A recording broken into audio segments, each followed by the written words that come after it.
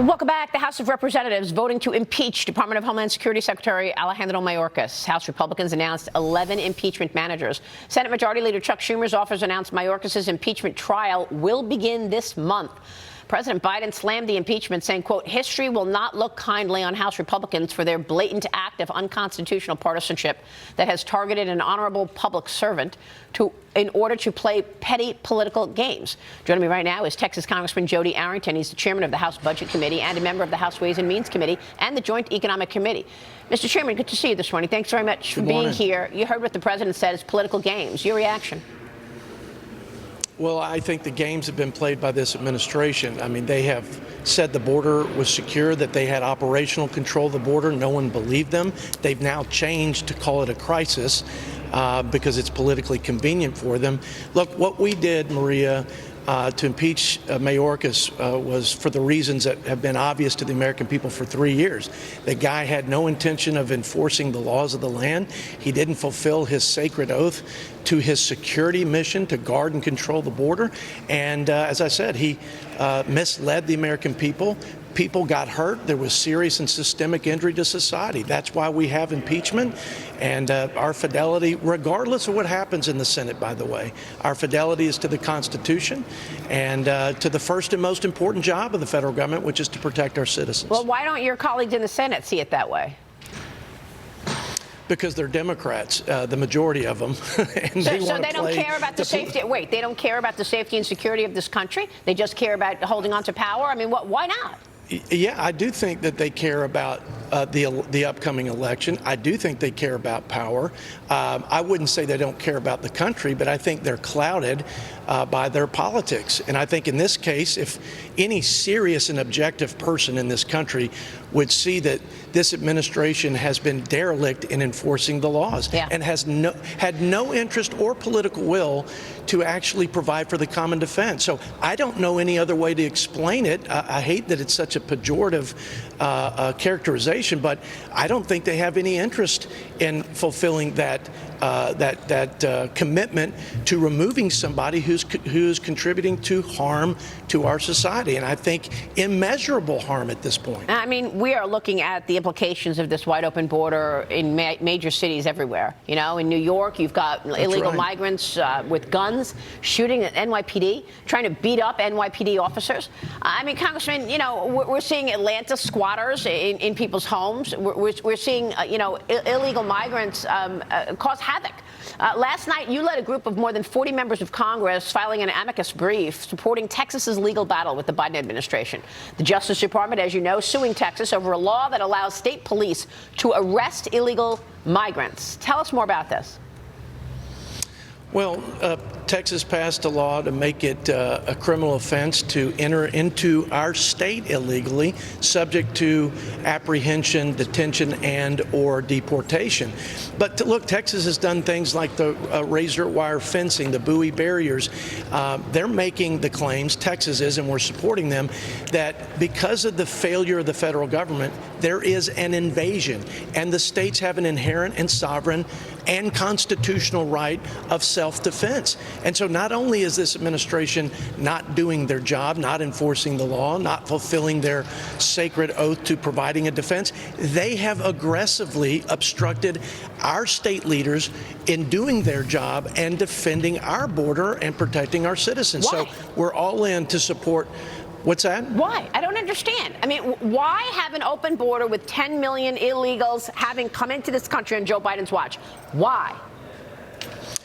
Well, I have to assume that Democrats think there's some political benefit to their party down the road. That's the only way to explain it when you have the tens of thousands of Americans dying from the drug overdose from drugs flowing across the border. Right. The record crime, record criminal aliens, record people on the terrorist watch list, record migrant deaths. I mean, this is an unprecedented and unmitigated humanitarian and security disaster. I can't explain it. I can only say this, that Texas will not be a passive victim of a failed federal government, nor will until Texas asked for permission to defend its border and protect its citizens. Wow. Governor Abbott's doing the right thing, and we're standing with him. Look at this, 121,000 pounds of meth, 61,000 pounds of marijuana, 27,000 pounds of cocaine, 26,000 pounds of fentanyl caught at the southern border in fiscal year 23. Unbelievable. Meanwhile, Senate Majority Leader Chuck Schumer rejecting House Speaker Mike Johnson's proposal to add some strict border policy to this $95 billion foreign aid bill.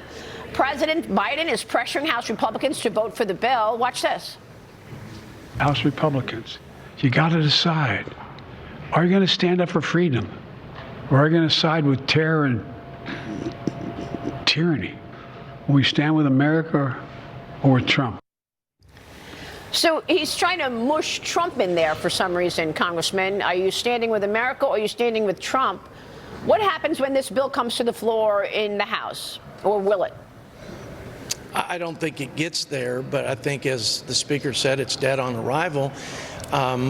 You know, if the Democrats and our president cared half as much about the invasion at our border and the threats to our security as he does Ukraine and other countries, I think we'd be in a different spot. I'm glad he mentioned President Trump, because there's your contrast, right? This President Biden is claiming he doesn't have the legal authority. He needs Congress to act. Yeah.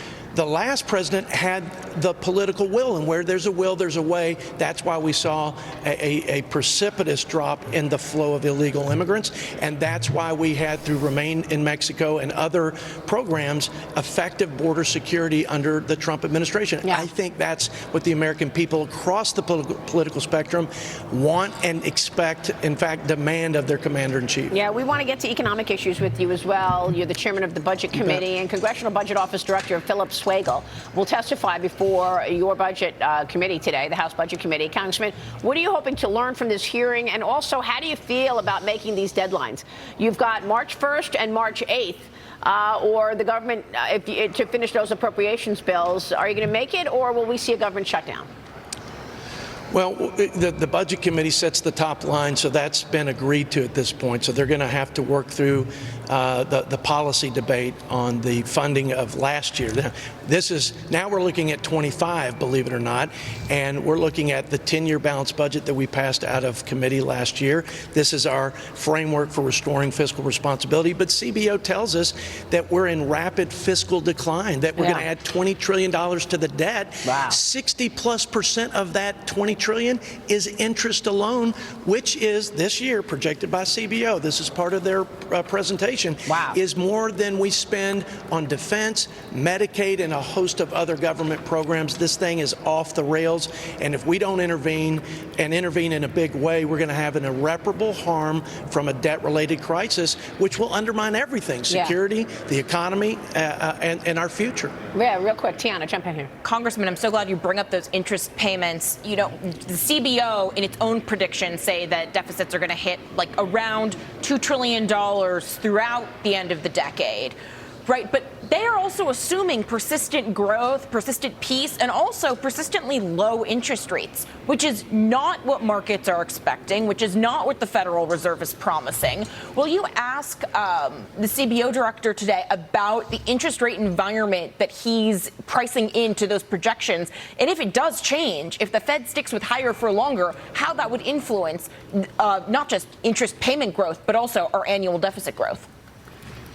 Yeah, great question. If we're going to do what they did after World War II, which was the second highest level of indebtedness that we experienced as a country, we have to reduce spending and grow. And we know that the economic policies of this administration to pay people not to work and spinning us into an inflationary firestorm is not the right approach.